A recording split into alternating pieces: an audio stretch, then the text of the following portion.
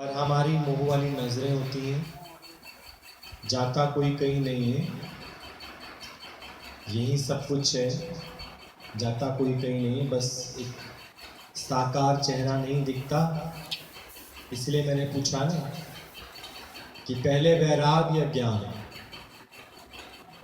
आज आप उनको पहले वैराग दिला रहे हो, ज्ञान नहीं है उनको, तो आपके सामने तो कह देंगे ठीक है, आपने पहले ज्ञान लिया है, इसलिए आप अच्छे से समझा पा रहे हैं। दुनिया में लोग पहले क्या कर लेते हैं, भाई मैंने इसको गुरु धारण किया, इसने कहा लहसुन प्याज छोड़ दे, मैंने छोड़ दिया।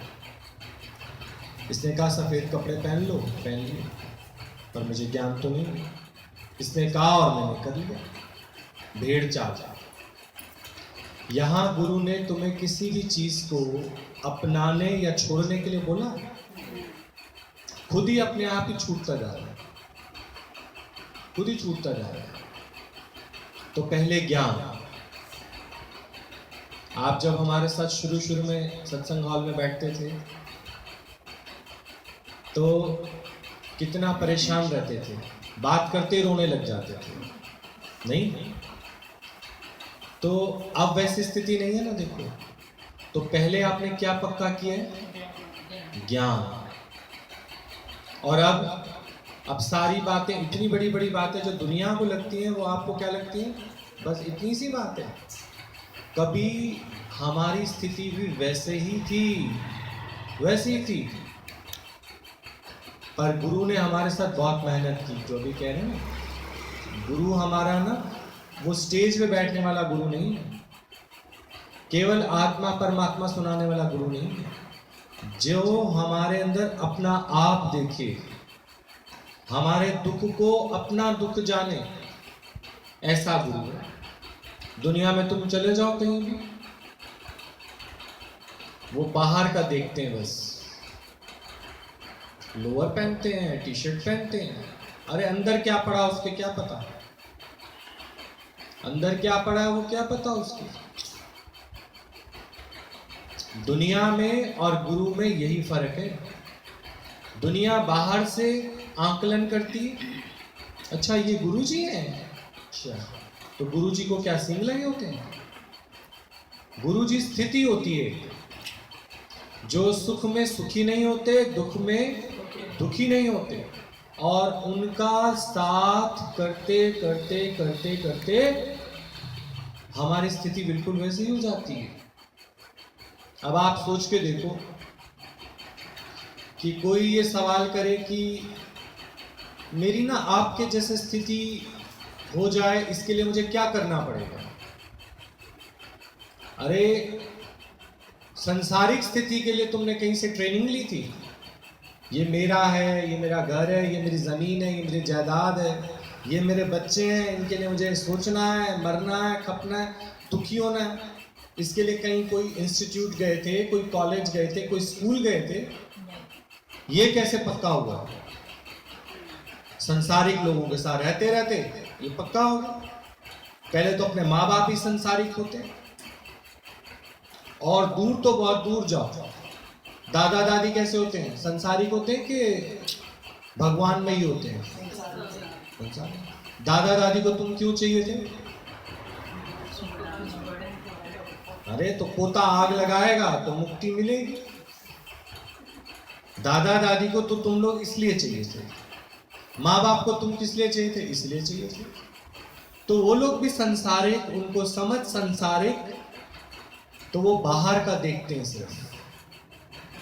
और गुरु तुम्हारे अंदर जो परमात्मा तत्व है वो देखता है, वो देख के तुमको प्यार करता है।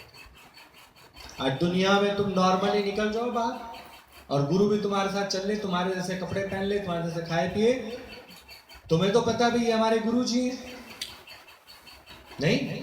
और तुम चलते चलते वॉक करते करते अगर जो अरे हमारे गुरु जी आ रखे हैं ना, गुरु जी अच्छा अच्छा हमें मिलवा दो, बोला यही तो है, ये गुरु जी हैं। ये कैसे गुरु जी हैं? वो गुरु जी किसको समझते हैं? वो चमड़े की आंख से जिनको टीवी पर देख रखा है, वो उनको गुरु समझते हैं। अब गुरु मतलब क्या होता है? गुरु मतलब क्या है? जो मेरे जंजाल को ही खत्म कर दे। एक जाल होता है, जो जाला मारते हो ना तुम, उससे जाल साफ हो जाता है। एक होता है जंजाल, जाल साफ करो फिर आ जाए, जाल साफ करो फिर आ जाए, जाल साफ करो फिर आ जाए। जो विचार है हमारे अंदर, गुरु हटाता है फिर आ जाते हैं, फिर हटाते हैं फिर आ जाते हैं। लेकिन ऐसे मेहनत करते करते वो हमारे जंजाल को ही क्या कर देता है? खत्म कर देता है। तो गुरु एक स्थिति होती है, कोई पहनावा नहीं है गुरु। अगर गुरु को हम इस तरह से देखें तो गुरु तो उसमें टाइम लगाएगा ना, अगला तो तब तक मर जाएगा। फिर गुरु कहेगा मैं पोशाक चेंज करूं, हैं, दाढ़ी बनाऊं और परफ्यूम लगाऊं, थोड़ा सा अच्छे से ग्लो लाऊं चेहरे पर, उसके बाद जाऊं, तब तक तो पेशेंट मर जाएगा।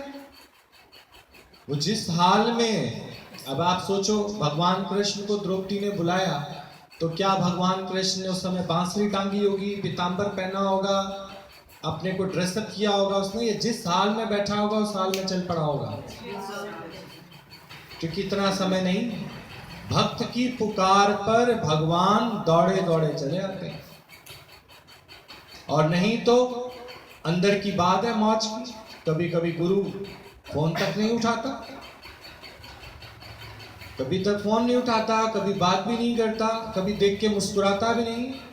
अभी जरूरत नहीं है, नहीं मुस्कुराता। पर जहां देखता है कि भक्त की तीव्र पुकार है, तो फिर प्रभु खिंचे हुए दौड़े हुए चले आएंगे, प्रभु खिंचे हुए दौड़े हुए।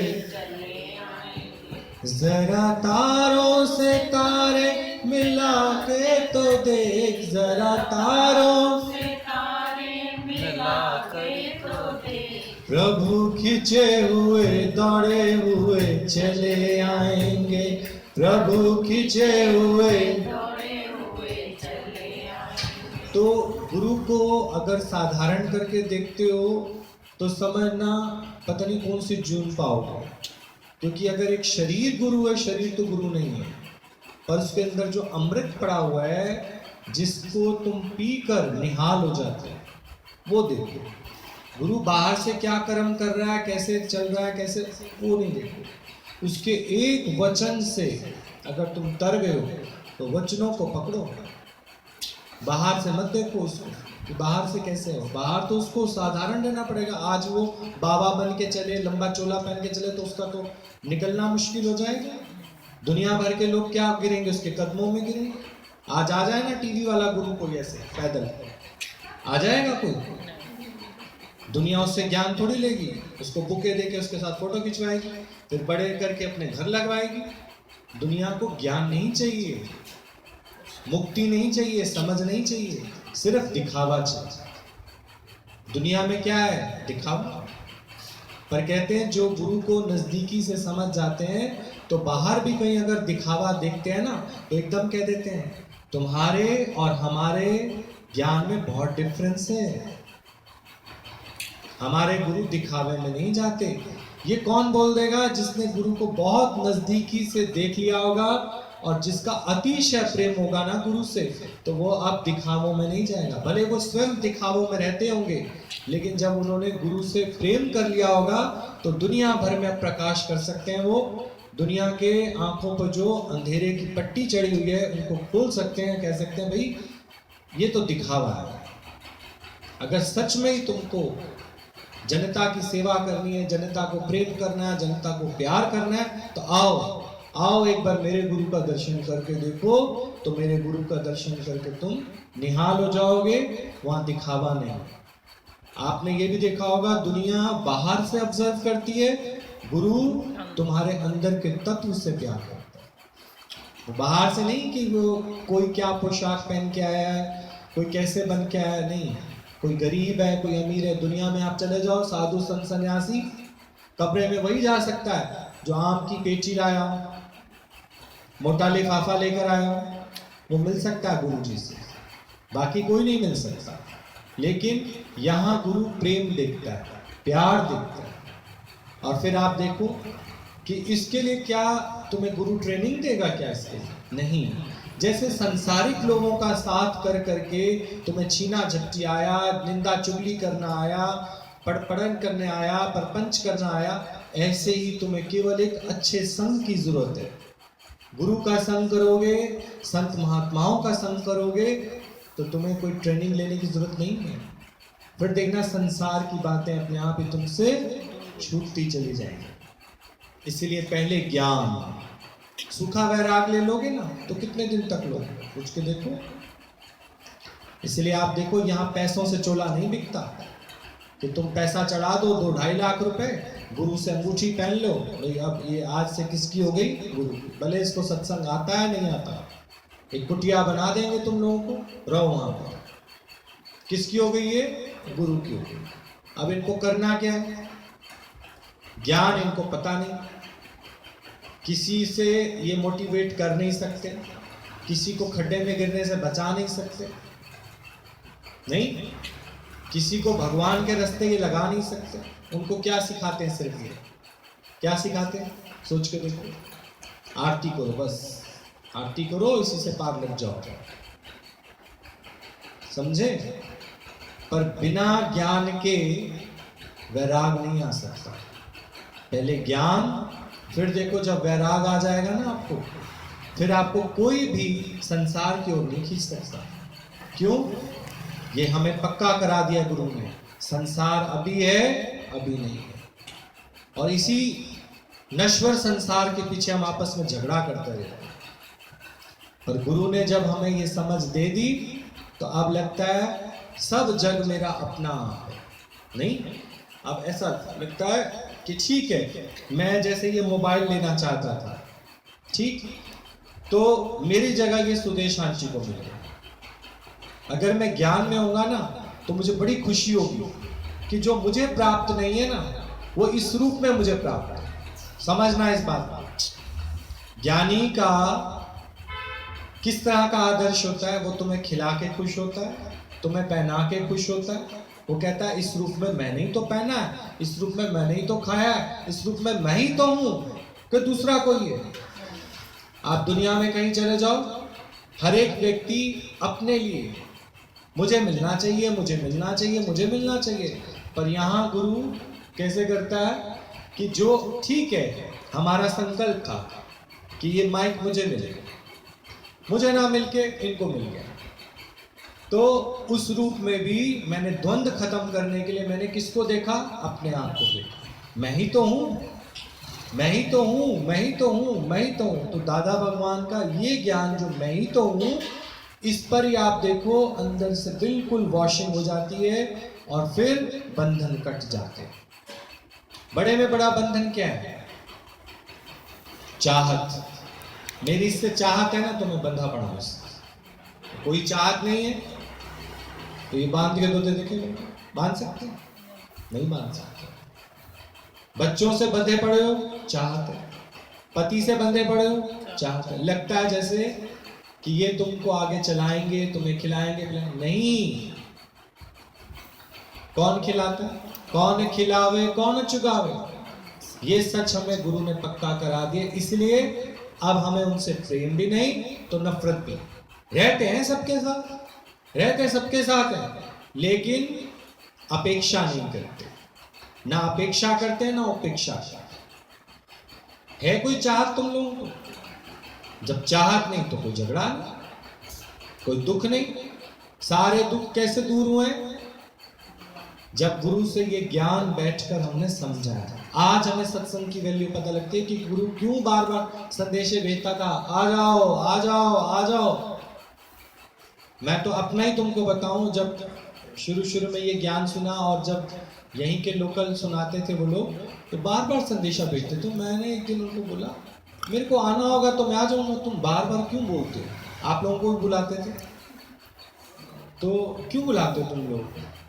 भाई मैंने तो इतने सत्संग देखे, अपने आप वहाँ कैसेट लग जाती थी, अपने आप जिसको जाना है तो जाए, यहाँ बुलाते क्यों हैं? मुझे तो समझ नहीं आता।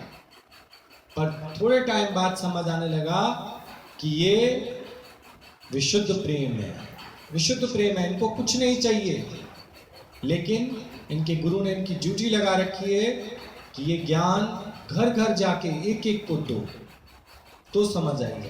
जब टिक के बैठ के समझा, नहीं तो दुनिया में आज कौन बार बार निमंत्रण देता है, आ जाओ सत्संग सुन लो। पार्टी की, किटी पार्टी की, महफिल की, हर कोई तुमको दावत देगा, लेकिन रोज तुम्हारे लिए कोई वक्त निकाल के बैठ जाए और कहे भी ये सत्संग ले लो, ये तुम्हें ओखे वेले काम आएगा, ये ज्ञान तुम्हें ओखे वेले काम आएगा। अब ओखा वेला लगता ही नहीं कोई, लगता है कोई ओखा वेला? बताओ। अब तो लगता है हर घड़ी परमात्मा तेरा दीदार होता रहता है, तेरा शुक्राना है, तेरी कृपा बरस रही है, कैसी भी हालत क्यों ना आ जाए, पर लगता है कि परमात्मा तेरी बहुत रहमत है हम पर, तेरी बहुत कृपा है। और आज गुरु ने अगर ऐसा ज्ञान ना दिया होता तो हम लोग भी कहीं ना कहीं भटक रहे होते। कितना गुरु ने हमको प्रेम किया, कितना प्यार किया और सरलता से ये ज्ञान समझा दिया। केवल शास्त्र पढ़ लो ना तो समझ भी नहीं आएगा कुछ, लेकिन अभी ज्ञान समझ आ गया ना तो अब तुम कोई किताब खोल लो, हर एक शब्द में तुम ज्ञान निकाल सकते हो उससे। टीवी चला के बैठ जाओ, कोई डायलॉग कोई बोलेगा उसमें भी तुम्हें लगेगा ज्ञान है, कोई फिल्म आएगी तो उसमें भी लगेगा ज्ञान है, एक चादर बिछाते बिछाते ज्ञान का पॉइंट आ जाएगा, भिंडी काटते काटते ज्ञान का पॉइंट आ जाएगा। मतलब इतना गुरु ने ठूस ठूस के भर दिया हमारे अंदर कि 24 घंटे ये ज्ञान हमारे अंदर रोलिंग करता रहता है। हम चाह कर भी अब हम इससे पीछे नहीं हट सकते, इतना गुरु ने ठूस ठूस के भर दिया। तो ये है सच्चाई। अगर मुक्ति चाहिए तो पहले ज्ञान मुक्ति, उसके बाद वैराग और फिर भक्ति। भक्ति का मतलब कि जिसने तेरे अंदर ये ज्ञान भरा है उससे कभी हटना नहीं तो संसार तैयार खड़ा है फिर तेरे अंदर अज्ञान भरने के, और ज्ञान जैसे चला जाएगा फिर सोच के देखो, फिर वैराग रहेगा। वैराग तब तक है जब तक तेरे ज्ञान को रोज गुरु खाद पानी दे रहा है। भक्ति होना बहुत जरूरी है, और भक्ति में अपने को मिटा दे, गुरु सेवा में लग जाए। जितनी गुरु सेवा में तुम लगोगे, गुरु की नजर ही, तुम कभी अचानक देखो तो तुम्हें लगेगा अरे गुरु देख रहा है, फिर गुरु एकदम नजर बदल लेगा। गुरु अपनी नजर से तुम पर क्या करता रहता है, दृष्टि डालकर कहता रहता है कि इसको जल्दी से जल्दी भगवान इसको तू अपने रास्ते लगा, भगवान इसको तू अपने रास्ते लगा दे, इसका चित्त शुद्ध कर दे। गुरु की नजर इतनी पारखी होती है कि तुम जैसे देखोगे तो गुरु नजर हटा देगा, लेकिन देख वो अचानक में देखोगे तो तुमको ही देख रहा होता है। वो तुम पर क्या नजर रख रहा होता है कि तुमको शुद्ध कर रहा होता है, पवित्र कर रहा होता है। ठीक, क्या आया समझ में?